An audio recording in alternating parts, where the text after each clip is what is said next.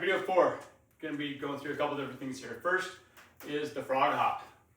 Hands behind your head. These are deceptively hard to do. So all I'm going to do here is I'm going to do a quarter or a third of a squat. I'm going to hop. I'm not looking for lots of elevation, and I'm doing rapid fire. So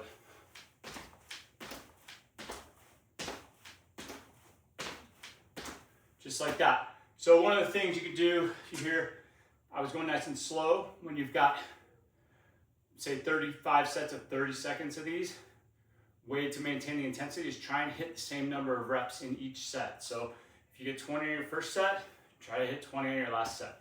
As that progressive fatigue builds up, that's how we start to build muscle endurance. Next one up, sorry, I gotta look at my list here. Next one up is the reverse lunge. We're working on reverse lunges because they're a little bit easier to do.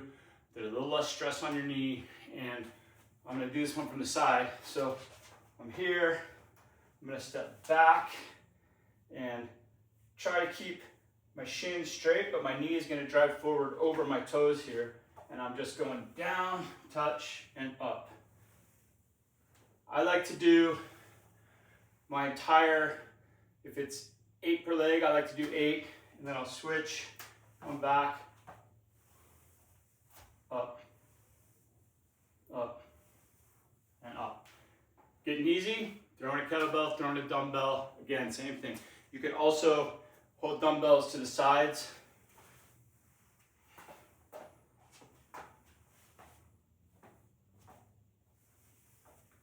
Like this, to add resistance, or hold them in that same goblet squat formation. Next is a split jump, variation of the lunge. So I'm gonna start here, get my position. Now I'm gonna hop and switch, hop and switch, hop and switch. Again, if it's timed, try to maintain your same number of reps through the whole thing. Next up is the wall sit. We were doing holds earlier. I like holds because it forces all those small muscles to hold everything together to activate. You don't have the wall to lean on. But again, I got a wall here. I'm gonna come down. I wanna be able to get my legs parallel. Hold on. This is how to make it easier. Keep your hands off your legs if you wanna make it harder. And this is all about holding, feeling those quads activate. This is that muscle group that at the end of the day or the end of a big run starts getting tired. So you're gonna sit here and hold them on.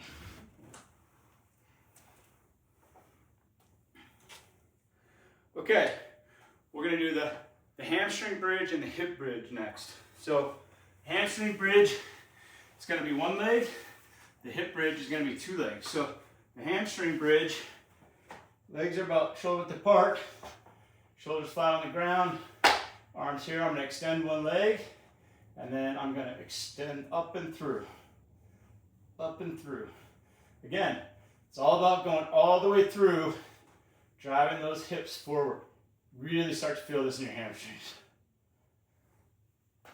I like to do all my reps on one leg and the switch legs. You can go alternate either other, doesn't matter. The hip bridge is very similar, except both legs at the same time.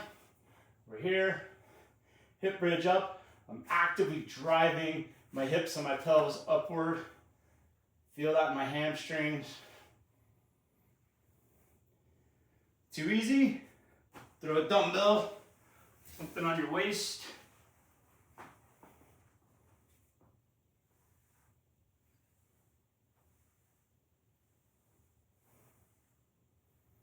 Just like that.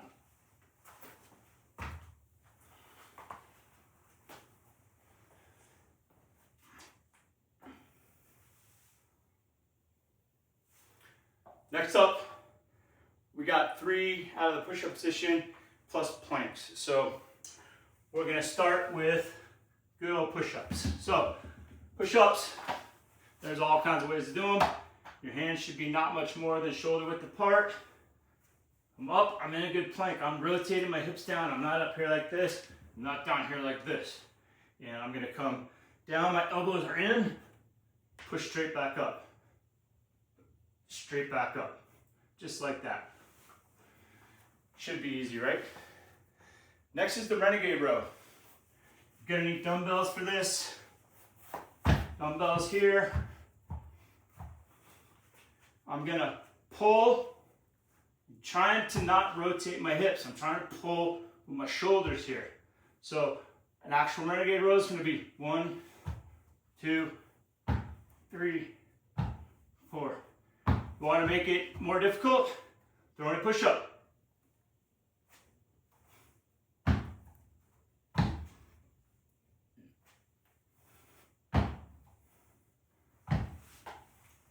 Just like that.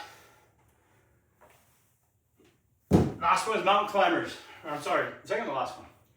Mountain climbers, push-up position, and all I'm doing is one leg up, and then back, and the other leg up.